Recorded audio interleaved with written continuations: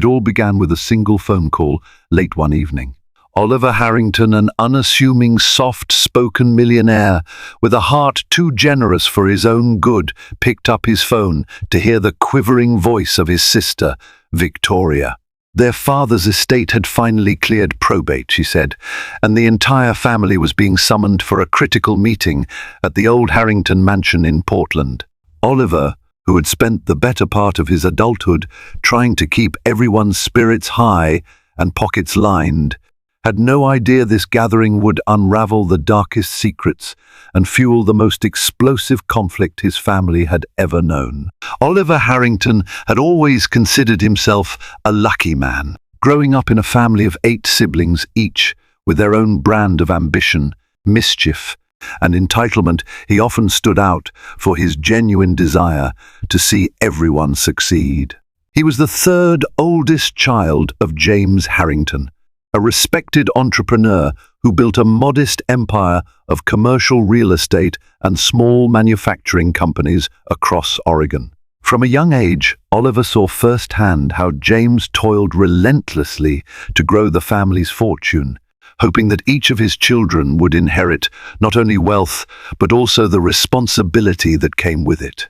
But success did not come without sacrifice. James's wife, Georgina, passed away when Oliver was just 10 years old, leaving the Harrington siblings under the care of a father constantly traveling on business. The home was large, but it felt empty without a mother's comforting presence. Each sibling coped in different ways.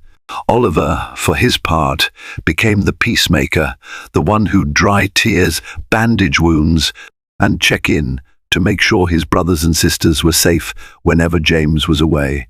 Whether it was his older brother Henry's constant attempts to run away from home, or his younger sister's rebellious streaks, Oliver was always the anchor to keep them grounded.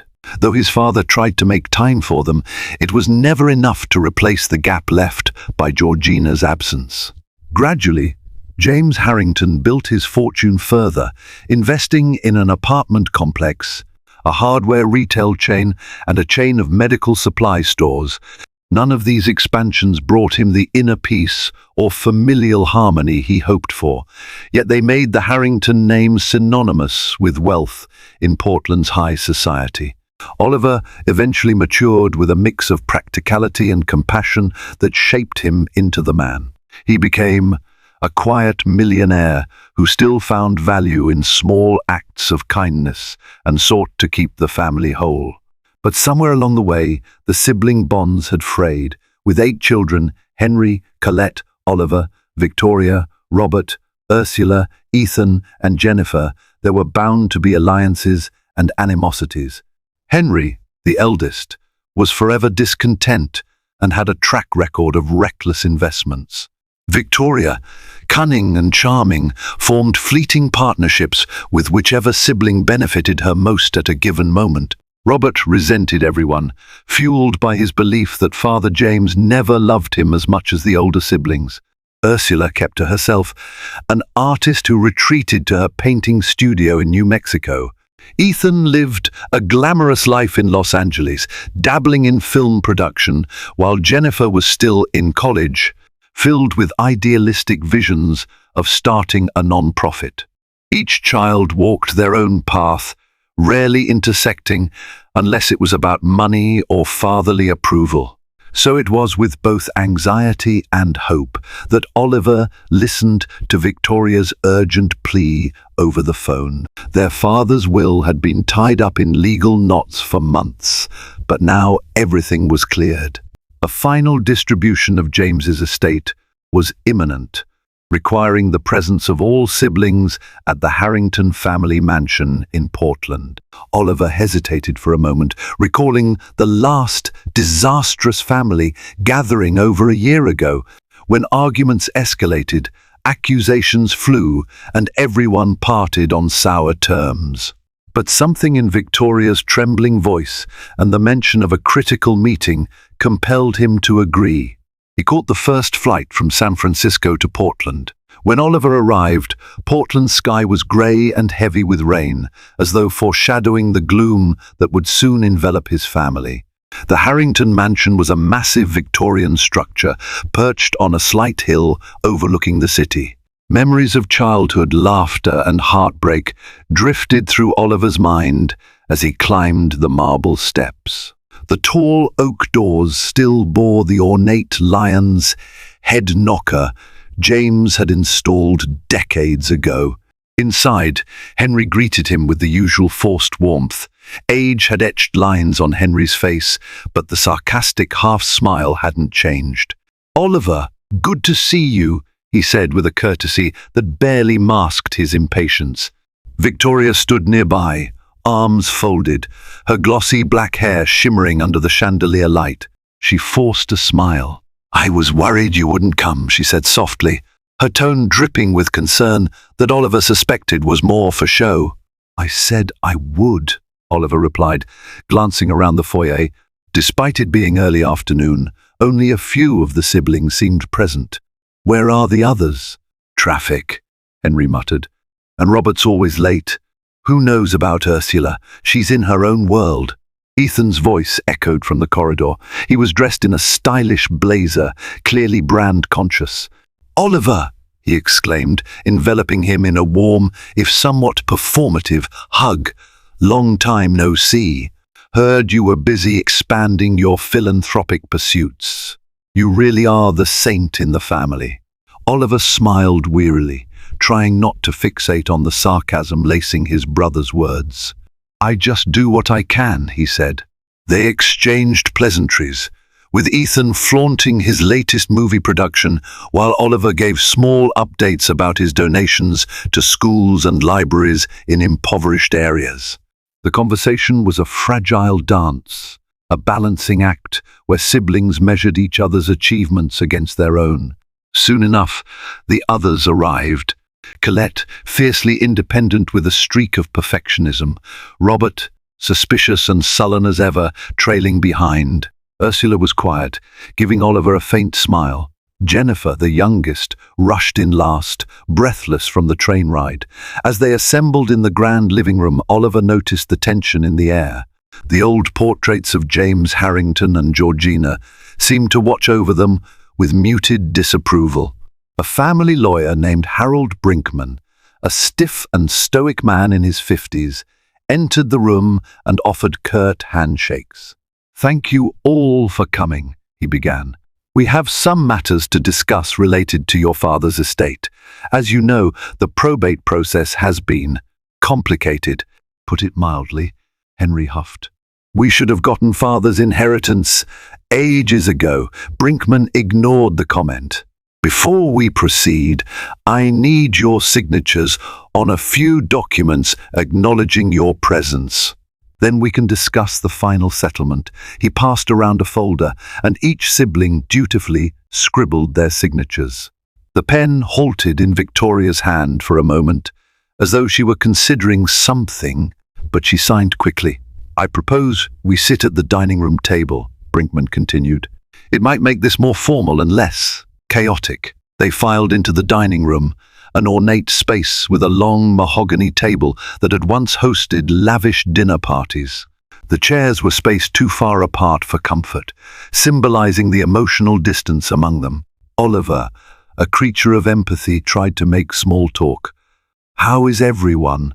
Are we all holding up okay?" He received only mutters in return. Brinkman stood at the head of the table, adjusting his reading glasses. "Your father's estate, as you know, comprises real estate holdings, personal assets, bank accounts, and investment portfolios. In total, we're looking at a sum of around $80 million, after taxes and outstanding debts." Several siblings sucked in their breaths. Even though they had known Father James was well off, the final number made it real, Brinkman continued. "Your father's will specifies certain conditions. Specifically, each of you is entitled to a portion of these assets, contingent upon any disclaimers or contests. However, I must inform you that the final distribution has recently encountered a significant problem." All eyes snapped to him. Henry clenched his fists on the table. A problem? We've waited long enough. Brinkman cleared his throat, looking uncomfortable. Yes, a very serious one. We discovered that a large sum of money specifically from the main checking accounts and several investment accounts has been withdrawn in the last 6 months. Repeated withdrawals, to be precise. The accounts are effectively empty. Oliver's heart dropped. He shot a glance at Victoria, who was staring at the lawyer with an expression akin to fear before masking it with shock. Empty. How can that be? Oliver asked, trying to keep his voice level. Brinkman sighed.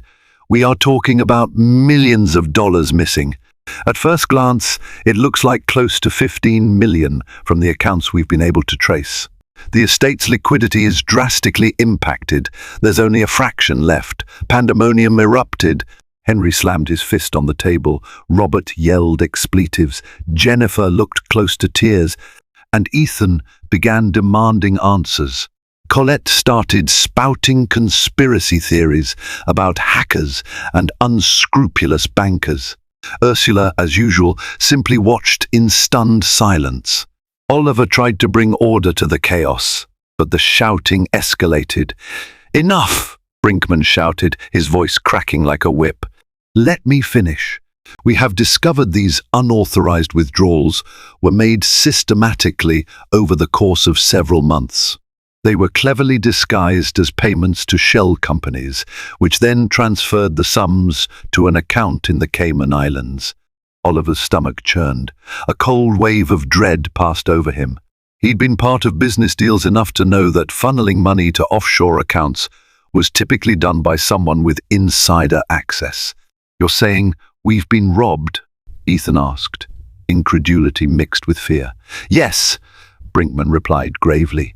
We have reason to believe that one of the beneficiaries had a hand in this. Silence tightened around the table. Suspicion flared in each sibling's eyes. Oliver felt the blood pounding in his ears. Was one of them so desperate, so callous, as to steal from the family's estate even before the will was read? Henry glared at Robert, who glowered in return. Colette huffed and looked at Ursula, who shrank back. Unbelievable, Henry spat. We need to figure out who among us has been siphoning money. We call the FBI if we have to. I'm not letting some scoundrel in this family rob me of my share. Robert crossed his arms. Oh, so we're doing a witch hunt now? Typical. Assume it's the black sheep, right? Brinkman raised a hand for calm. We are currently working with federal authorities. The banks involved have provided some leads, but nothing conclusive yet. I convened this meeting to inform you all, and we might need your cooperation in the investigation. Oliver took a deep breath. We want to be cooperative. But Harold, do you have no clue, no name, no evidence of who might have done it? Brinkman hesitated. We do have a name attached to an account that received part of the funds. But it's a name none of you have likely heard, T&T Consulting. We discovered this is a shell entity. The puzzle is unraveling, but it's complicated. I'm sorry, I wish I had more specifics.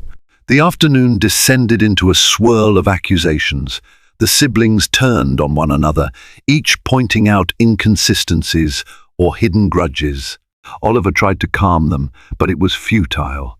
After hours of heated debate and zero resolution, Brinkman ended the meeting, urging them all to stay in Portland while the investigation continued. Oliver decided to remain at the mansion. It was still the only real home he knew, even if it bristled with tension. That night, as thunder rumbled outside, Oliver retreated to the second-floor study. The dimly lit room smelled of old leather and pipe tobacco, a lingering vestige of their father. The walls were lined with James Harrington's impressive book collection, business guides, classic literature, and an entire shelf devoted to philanthropic theories. Oliver picked up a framed photo on the desk. It showed him at age 13, standing next to his father at a construction site. James's hand rested on young Oliver's shoulder, a proud smile on his face. Oliver felt a sting of nostalgia, remembering the day that photo was taken. His father had told him, "Son, money is a tool, not a trophy. Use it to build something, not to boast about it." Those words guided Oliver's philanthropic endeavors later in life. A soft knock at the door startled him. "Come in," Oliver said. Victoria slipped through the doorway, her eyes glinting in the lamplight. She was in a silk robe, hair undone, looking more vulnerable than usual. "I didn't mean to disturb you," she said in a hushed tone. Oliver offered a half smile. "It's okay. We all need to talk, probably more than we'd like. Sit." She perched on the edge of a worn leather armchair, crossing her legs. "Oliver, I'm worried. This is so messed up. $15 million gone? Who would do that? I have my suspicions." Oliver studied her carefully. Victoria's face wore an expression of worry, but beneath it, he could sense something else. "Who do you suspect?" She took a deep breath. "Henry is always complaining about money troubles. He gambles. It's possible he set up a shell company to pay off some mafia debt." She paused, letting the notion sink in. "Robert is also desperate, always feeling overshadowed. Maybe he got in over his head with a new scheme." She leaned forward conspiratorially. "I'm just saying it's not out of the realm of possibility. We have a family full of secrets. If you and I stick together, we can figure out who's behind it." Oliver pressed his hands together. He had known Victoria to be manipulative before, often playing siblings against each other. "And what about you, Victoria? Where do you stand in all of this?" She gave a practiced laugh. "I'm insulted you'd even suspect me. I don't need to stoop to theft. I have my own investments, remember? The hotel chain I've been working on? I don't risk everything to steal from my own family. That's not me." Oliver nodded slowly, though uncertainty nagged at him. "All right, let's see how the investigation unfolds. For now, let's just keep calm. We'll all be at each other's throats otherwise." Victoria rose, letting the robe slip slightly off her shoulder in a calculated display. "Thank you, Oliver. You've always been the voice of reason." With a ghost of a smile, she left the study, leaving Oliver alone with the unsettling quiet and his growing doubts. Over the next few days, arguments flared relentlessly. Henry demanded daily updates from Brinkman about the missing funds. Robert sulked around the mansion, glaring at everyone suspiciously. Colette criticized the family fiasco at every turn, while Ethan brooded over ruined opportunities for his next film. Ursula stayed in her old room, painting scenes of swirling storm clouds. Jennifer buried herself in phone calls with her college friends, apparently seeking comfort or perhaps an escape. Oliver tried to broker peace, reminding everyone that a thorough investigation was underway. When the family wasn't tearing at each other's throats, they tried to sort through James's belongings. A wave of nostalgia hit them as they went through old letters, family photo albums, and random possessions of their father. Amid these bittersweet tasks, Oliver found a key hidden in a small envelope in his father's desk drawer. The envelope was labeled with a single name, Charles Belmont. Oliver recalled James mentioning a friend named Charles Belmont, a lawyer who specialized in estate planning. The letter inside was cryptic. "Charles, if anything happens to me, please secure the item in the safe deposit box. My children can be complicated, and I want to make sure the family's legacy remains intact. Yours, James Harrington."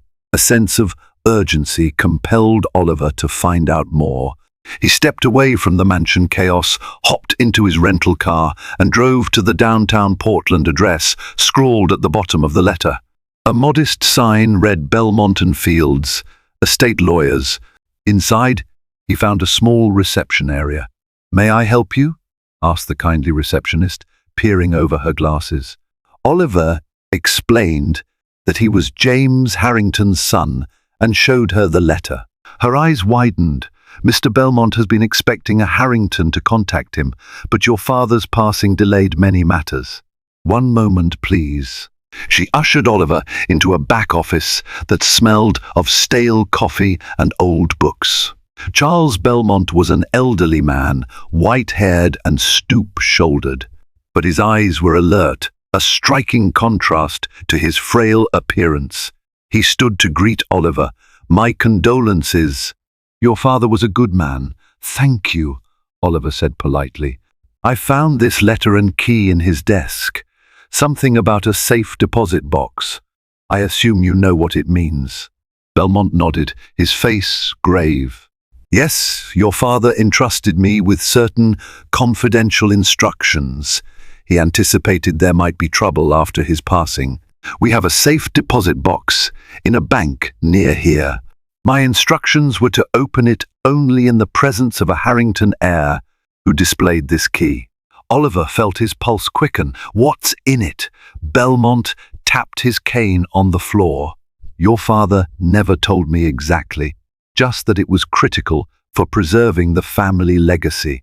Let's go now, we can't delay." They drove to a nearby bank, where Belmont retrieved the safe deposit box from the vault. The two men sat in a private viewing room. Belmont slid the key into the box and gingerly lifted the lid. Inside were sealed envelopes, some legal documents, and a small, leather-bound journal. One envelope bore the handwriting of James Harrington, to be opened by my children in the event of serious family conflict or missing funds. Oliver opened that envelope first. It contained a letter that made his blood run cold. "To my beloved children, if you are reading this, then I fear circumstances have unfolded that threaten not only the estate, but our name. I have tried to protect you all from your own impulses, but my health and time failed me. Should there be any theft or serious dispute, this letter contains a crucial piece of information. The identity of the potential thief is likely someone who had unrestricted access to my accounts. I suspect, sadly, it could be one of you." Victoria had grown close to me, asking questions about financial details no other child bothered to learn. "I don't wish to point fingers without proof, but I urge caution. She has a gift for manipulation, a trait I once admired but later feared. Enclosed, you will find duplicates of statements from various investment accounts. Compare them with the official estate paperwork. If they do not match, you will know who orchestrated the siphoning of funds. The statements might trace back to shell companies or hidden accounts that your sibling has set up. Please, my children, use this knowledge to find justice and protect each other from further harm. Your loving father." James Oliver's heart hammered as he read this. James Harrington from beyond the grave was effectively naming Victoria as a prime suspect. Part of him wanted to reject the possibility outright, but the warnings in the letter were undeniable. He opened the enclosed statements, scanning the numbers. They indicated large transfers out of the estate accounts, all funneling into something called T&T Consulting, the same name Brinkman had mentioned. Oliver's vision blurred as he processed the betrayal. T&T, the repeated letter T, might refer to a code name or possibly Victoria's middle name, Teresa. That was it, Victoria Teresa Harrington. Could she have set up T&T Consulting? Oliver felt sick. His father's words rang in his mind. She has a gift for manipulation. And indeed, Victoria had always known how to charm and maneuver. Doubts flickered. Could Henry, Robert, or Ethan have set this up to frame Victoria? But the letter was unambiguous, cautioning specifically about her. Oliver snapped the box shut, turning to Belmont. "Thank you," he managed. "I think I have what I need." As they parted ways, Belmont placed a hand on Oliver's shoulder. "I'm sorry, son. Take care of yourself and your family." Back at the mansion, Oliver found the place quiet for once. Most siblings had gone out for the evening, hoping to distract themselves from the estate's fiasco. Only Victoria remained, sitting in the dimly lit living room, sipping from a glass of wine. She flashed a slow smile when Oliver approached, her eyes gleaming in the firelight. "You were gone a while," she said, swirling the wine. "Where'd you run off to?"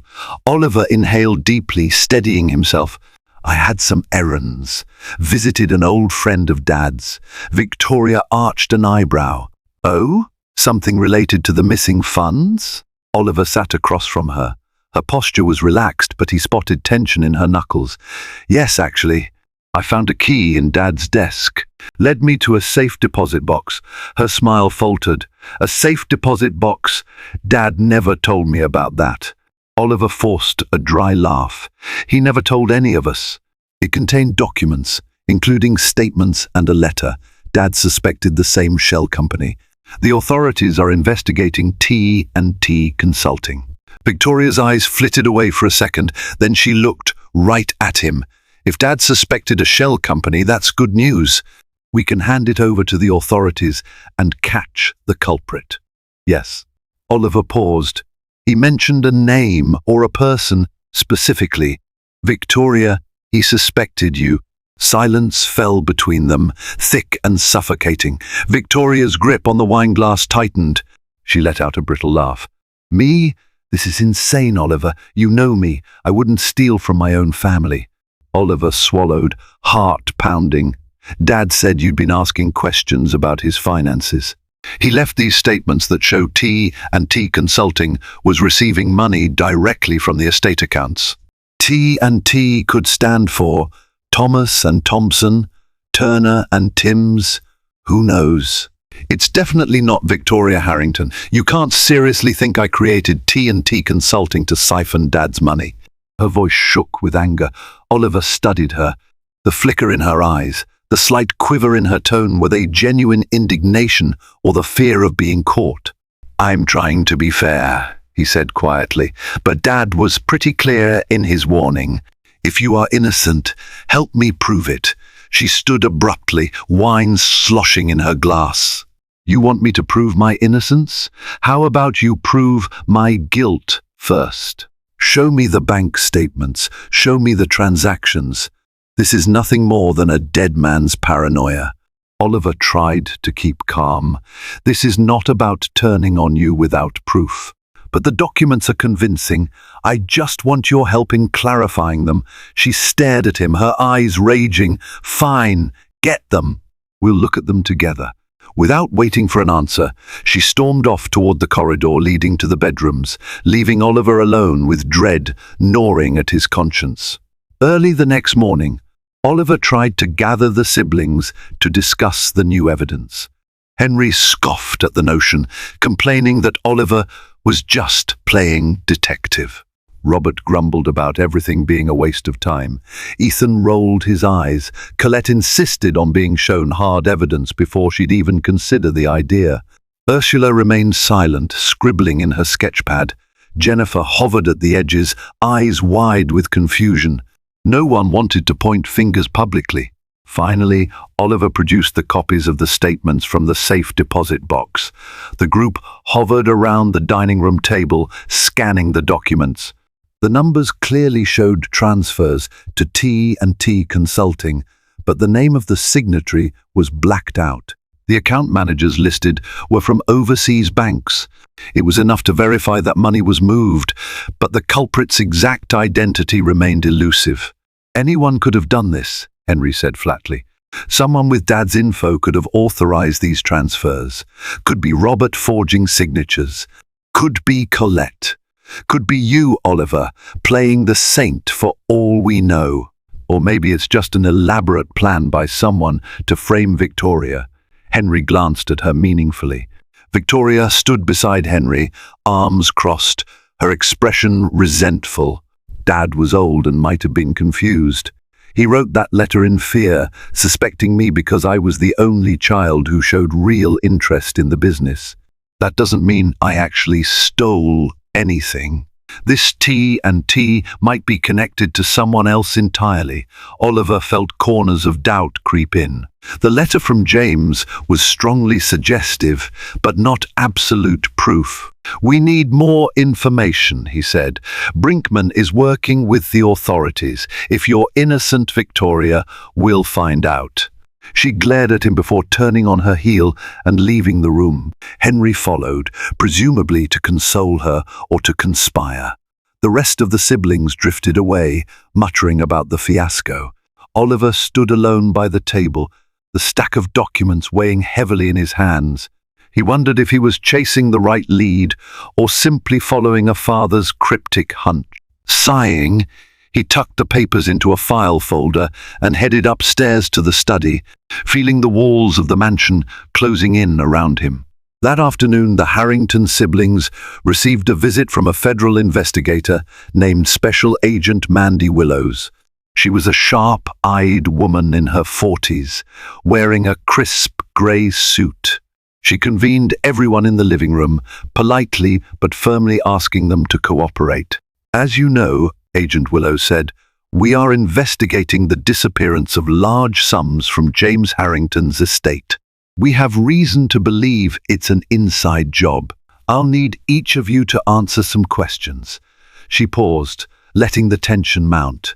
"We're obtaining subpoenas for phone records, email correspondences, and bank transactions for all immediate family members, as well as staff that had access." Henry nearly exploded. "This is an invasion of our privacy." Willow's gaze was unwavering. "The theft of millions of dollars is a serious crime. We aim to find the culprit. If you have nothing to hide, you have nothing to fear." One by one, the siblings were interviewed privately. Oliver told her about the letter and the hidden statements. When she asked about Victoria, Oliver tried to remain objective, but eventually confessed that his father's suspicions pointed in her direction. Agent Willows took notes, her face unreadable. While the others waited their turn, Oliver found Victoria in the garden, pacing. He approached carefully, there, checking everything. "If there's any truth to what Dad wrote, it's only a matter of time before they find the evidence." She spun around, fury flashing across her face. "That's what you want, isn't it? For them to find evidence against me, so you can be the righteous hero. Maybe you planted those statements to frame me. Dad's letter was conveniently found by you, after all." Oliver's jaw tightened. "That's absurd. Dad wrote that letter in his own hand. I had nothing to do with it." "Don't you think I'd rather find out it's not you?" Victoria's eyes softened slightly, then hardened again. "Your philanthropic posture doesn't fool me, Oliver. Everyone has a darker side. Even you." Oliver exhaled, frustration building. He noticed her phone peeking out of her pocket. An idea struck him. "Let me see your bank transactions," he said suddenly. "Prove you're innocent by letting me look at them." Her mouth dropped open in offense. "Why should I? That's private." "If you're innocent, you have nothing to hide, right?" Oliver repeated Special Agent Willow's words, fully aware of the hypocrisy of asking for her private data. But the situation was dire. She scoffed. "You're not the police. Get away from me." Pushing past him, she strode away, leaving Oliver with an unsettling certainty that she was concealing something. Days turned into a tense standoff. The siblings coexisted under one roof, suspicious and resentful. The once grand Harrington mansion felt like a powder keg. Evening dinners were silent, each sibling eating quickly before retreating to their own corners. Outside, reporters occasionally gathered, smelling a potential scandal involving a prominent family. Brinkman's attempts to keep the matter private were faltering. Oliver rarely slept well. Each night, he wandered the halls, thinking about his father's legacy and the heartbreak of losing trust in a sibling. Could Victoria truly be capable of orchestrating such an elaborate theft? Yet each passing day, her behavior grew more erratic, her anger more pronounced. Henry seemed to be forging an alliance with her, deflecting suspicion onto others. Robert, Colette, and the rest hovered in limbo, uncertain where to place their loyalties. One late evening, Oliver returned to his room to find his door ajar. Inside, drawers were pulled open, papers scattered across the bed. Someone had ransacked the space. The file containing the safe deposit statements was gone. Heart pounding, Oliver searched frantically, rummaging through the mess. The documents were nowhere to be found. In the hallway, he spotted a shadow slipping down the stairs. Oliver rushed after it. The figure moved swiftly, but he caught a glimpse of silky black hair beneath the corridor's dim light. He chased the intruder through the foyer and out onto the porch, only to see a car taillights disappearing into the distance. Oliver was left on the mansion's steps in the cold night air, cursing under his breath. He knew exactly who it was, Victoria. Stunned and infuriated, Oliver hurried back inside. He called Henry and Robert, but both claimed ignorance. Henry yawned loudly, complaining about being woken up. Robert cursed at Oliver for causing drama. Feeling isolated and betrayed, Oliver pulled out his phone and called Agent Willows, leaving a voicemail about the break-in. He knew enough about the law to realize the theft of those documents constituted tampering with evidence. The net was closing around Victoria if indeed she was the thief. The next morning, a visibly fatigued Agent Willows arrived at the mansion with a team. Crime scene technicians dusted Oliver's room for prints, collecting whatever evidence they could. Willows interviewed Oliver again, her expression grim. "Let me guess you suspect Victoria, given the black hair you saw?" Oliver nodded. "She's the only one who stands to gain from removing those documents. They implicate her, or at least strongly point in her direction." Willows pursed her lips. "We'll look into it. But we'll need more than a glimpse of hair in a dark hallway. We're reviewing her financial records. If we find any link to T&T Consulting, we'll have grounds to bring her in." Oliver felt torn. He wanted justice, but couldn't shake the pit of sadness that lodged in his chest. Victoria was his sister. They'd shared secrets as children, comforted each other after their mother's death, navigated teenage heartbreaks. Now, all that trust was unraveling in the face of this alleged betrayal. Shortly after the investigators left, Oliver mustered the resolve to confront Victoria outright. He found her in their father's old study, rummaging through bookshelves. "Looking for something?" he asked, voice low. She jolted, eyes flaring. "This room is open to anyone. I'm just looking at Dad's old business books." Oliver held her gaze. "Cut the lies. I know you took the statements from my room last night." Her face reddened. "You have no proof. Then why are your prints probably all over my room?" Oliver snapped back. "Agent Willows has the forensic team dusting for evidence. It's only a matter of time." Victoria swallowed hard but maintained her bravado. "Look, I don't have time for your accusations. If I wanted to destroy evidence, why would I linger here? Maybe you're looking for more. Something else Dad left behind." Oliver shot back, stepping closer. "Why, Victoria, if you're in trouble, I can help you. You don't have to make things worse." She let out a derisive laugh. "Help me. Don't be so sanctimonious. You're already painting me as the villain in front of everyone. If I did take those papers, maybe it's because I'm tired of being railroaded by Dad's cryptic suspicions and your moral high ground. Don't you see? Everyone has it out for me. I'm just protecting myself." Oliver exhaled, rage giving way to heartbreak. "Dad warned me about your gift for manipulation. I never wanted to believe him. But you're making it impossible not to suspect you." Her lips trembled. For a moment, Oliver thought he saw genuine sorrow flicker in her eyes. Then the fury returned. "James Harrington never truly saw me. He was too busy playing hero to your philanthropic ventures. Maybe I asked about his finances because I wanted to run the family business properly, not because I planned to steal a cent." Before Oliver could respond, Henry appeared in the doorway, his expression dark. "Oliver, leave her alone. You're harassing her." Oliver turned on Henry. "She broke into my room. She's the prime suspect in Dad's missing funds. Stop enabling her." Henry stepped between them. "You're the one who found that letter," claiming Dad pointed fingers at Victoria. "But Dad told me in confidence he worried about you, that your philanthropic projects might be draining funds from the estate. Maybe that's what you're covering up with these so-called incriminating documents." Oliver stepped back, stunned. "That's ridiculous. Dad always supported my philanthropy. He'd never think I was stealing from him." Henry folded his arms. "People change. Dad might have grown suspicious of your altruistic facade. Don't think you're above suspicion just because you pretend to be the family's moral compass." Oliver felt a surge of anger, but managed to keep his voice calm. "I don't have time for this. If you want to defend Victoria, fine, but the truth will come out." He strode past them, his heart pounding. The possibility that Henry was complicit loomed in his mind. Henry's gambling debts, or perhaps a deeper alliance with Victoria to siphon funds.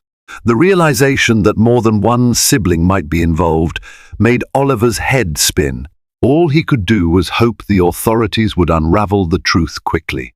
That evening, Oliver received a call from Agent Willows. "We have partial bank records on Victoria Harrington. She's been funneling money to an offshore account for over a year. The account is under a shell corporation that traces back to T&T Consulting." Oliver closed his eyes, pressing the phone to his ear. "So it is her? We're nearly certain. However, we need her official statement, and we may have to bring charges once the paper trail is fully substantiated. I wanted to give you a heads up since you've been our prime informant." Oliver thanked her, feeling a cold weight settle in his chest. His sister was indeed behind it. No more second guessing.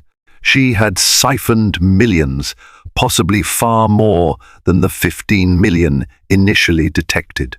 Oliver dreaded telling the rest of the family, but a sense of justice demanded it. He gathered the siblings in the living room, though Victoria and Henry were missing. Ursula, Colette, Robert, Ethan, and Jennifer assembled with apprehensive expressions. Oliver cleared his throat. "I just got off the phone with Agent Willows. They've traced the stolen funds directly to Victoria."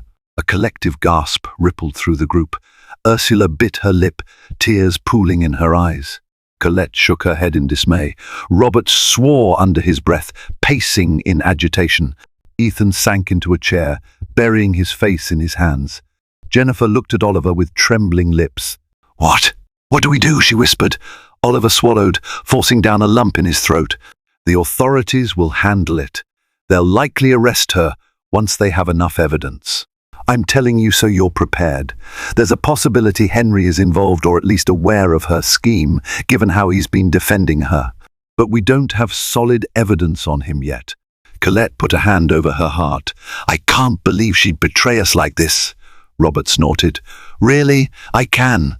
She's always been cunning and power-hungry, but I never thought she'd go this far." Ethan pinched the bridge of his nose. "This is going to be a public scandal. The media will have a field day." Jennifer's eyes welled up. "We're going to be humiliated." Oliver tried to remain steady. "Let's not forget we lost Dad. He wanted us to hold this family together. It's tragic that Victoria did this. We can't undo her actions, but maybe we can stand together now. We can't let her tear us apart." The siblings sat in heavy silence, each grappling with their shock and anger. At last, Colette spoke up softly. "I need some air." She left, with Robert, Ursula, and Jennifer following. Only Ethan lingered, a haunted look on his face. He turned to Oliver. "You think she'll run?" Oliver didn't have a definitive answer. "I hope not. She can't hide from the FBI. If she's smart, she'll turn herself in." But dread gnawed at him. Victoria was nothing if not resourceful and cunning. She might attempt to flee before the net closed around her. As the night deepened, Oliver found himself in the study again, wrestling with conflicting feelings, anger, betrayal, heartbreak. He stared at the portrait of James Harrington hanging above the fireplace. "I'm sorry, Dad," he muttered. "I tried my best." He heard footsteps behind him. Turning, he saw Henry standing in the doorway, a grim expression on his face.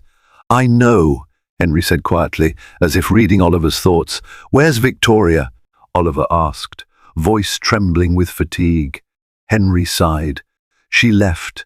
She took a suitcase and stormed out, blaming everyone else for cornering her. She refused to say where she was going. Gave me some nonsense about how she'd never come back to this toxic family."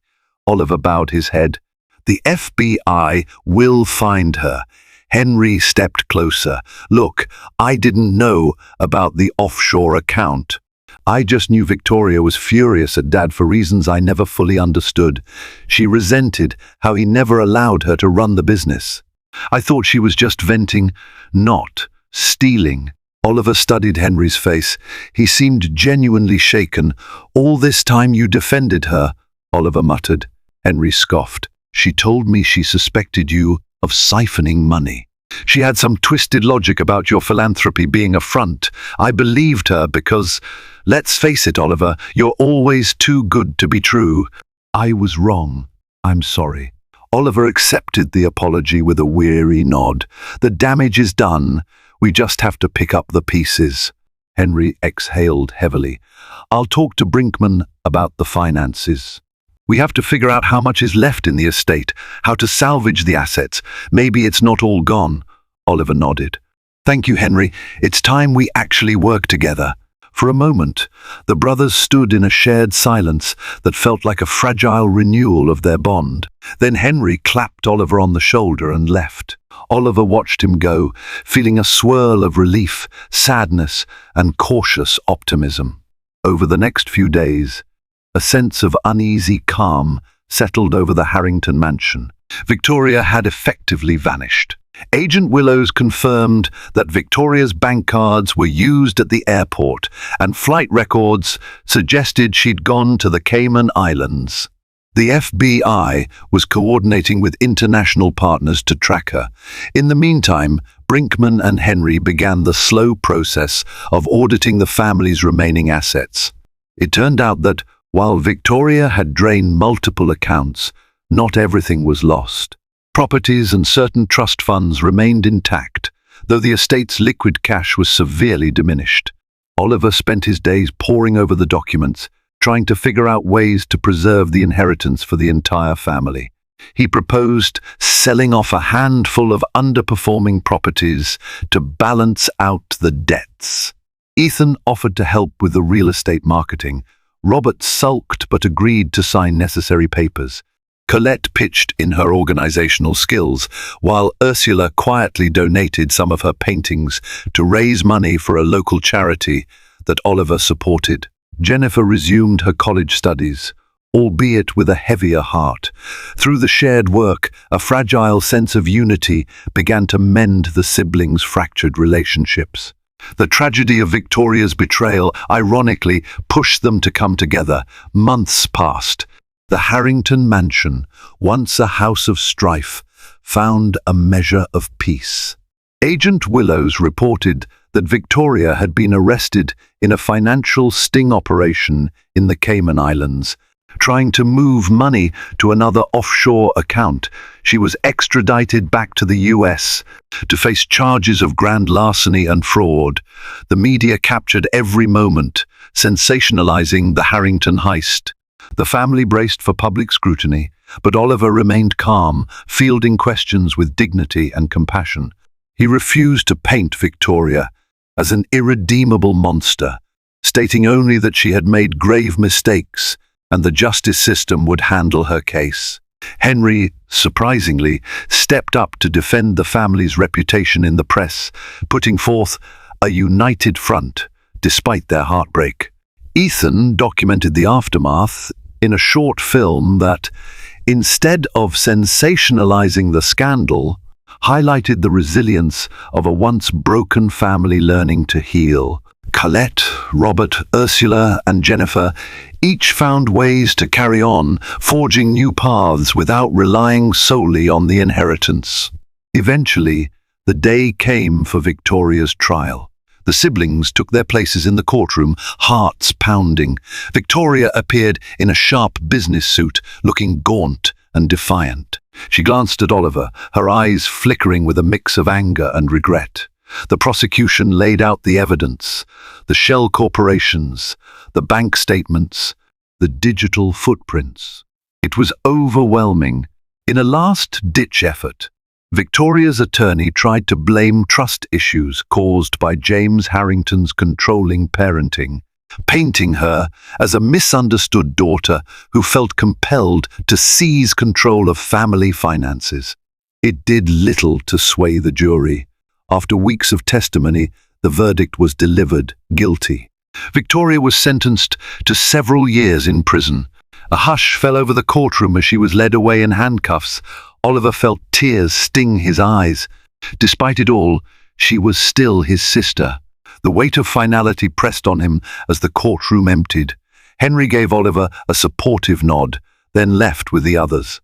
Oliver lingered in the aisle, staring at the spot where Victoria had been. He prayed she might find some redemption in the future, though it was small comfort in that moment. In the ensuing months, life began to move forward. Oliver used a portion of his inheritance to establish a fund aimed at helping families facing financial hardships. He named it the James and Georgina Harrington Foundation, honoring both his parents. Henry took over some of the family's real estate holdings with help from Colette. Ethan returned to Hollywood, more grounded, and Robert found a spark of purpose in volunteering with a local youth sports league. Ursula dove deeper into her art, eventually landing a gallery show. Jennifer graduated with honors and started an environmental non-profit. Despite the shadow of scandal that loomed, the Harrington siblings were slowly forging healthier relationships, finding that their father's legacy was more than money, it was resilience and compassion. One chilly November afternoon, Oliver visited Victoria in prison. She was pale, her once lustrous hair dull, her eyes tired. They spoke through a scratched plexiglass pane, the phone receiver crackling with static. For several minutes, neither said a word. Finally, she whispered, "I'm sorry." It was barely audible. Oliver felt tears threaten, but he blinked them back. He forgave her in his heart, though he knew the path to healing was long and uncertain. Before leaving, he placed his hand against the glass, and she mirrored him, tears slipping down her cheeks. He walked away, heavy yet hopeful, praying she would find a way to redeem herself. In the months that followed, Oliver told no one of that visit. It was their private moment, a flicker of the love they once shared as kids, climbing trees and playing hide and seek on the mansion's grounds. The Harrington story became local legend, a millionaire torn by betrayal, a stolen fortune, and a family that rose from the ashes of scandal. Some whispered about curses, others about karmic retribution, but Oliver knew the real lesson: money could not buy loyalty or love. It could be stolen, wasted, or hoarded, but it was ultimately just a tool. True wealth lay in trust, forgiveness, and the courage to rebuild even when everything seemed lost.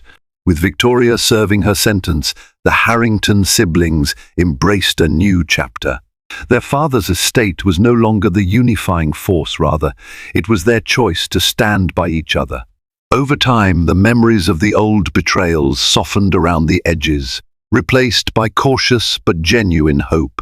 And Oliver, the quiet millionaire who never wanted to flaunt his wealth, found that the greatest gift he could give his family was not money, but understanding, compassion, and a relentless pursuit of unity. Even after learning his sister had stolen every last dime she could, he still believed in the healing power of love. Thank you for joining us on this emotional journey through the trials and tribulations of the Harrington family. We witnessed hidden betrayals, heartbreak, and the unbreakable resilience that only a bond of love and shared history can forge.